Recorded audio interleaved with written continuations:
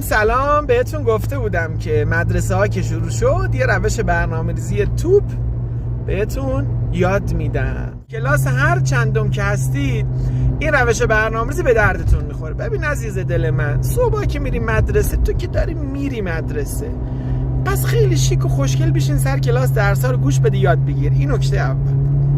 نکته دوم، ظهر که از مدرسه میای خونه، سری نری گوشی موبایل تو بردار و بیاف یه گوشه وقت تو تلف کن. ظهر که میای خونه نهار تو بخور، کمتر از 1 ساعت، نیم ساعت 40 دقیقه یه استراحتی بکن. میتونی از قهوه و دوش آب سرد و چیزای مثبتی هم که حالت خوب میکنه استفاده کنی. بعد بشین درس تو بخون، درسای امروز رو بخون، تکالیفش هم بنویس، تمریناش هم انجام بده، بعدش برو دنبال عشق و حالت.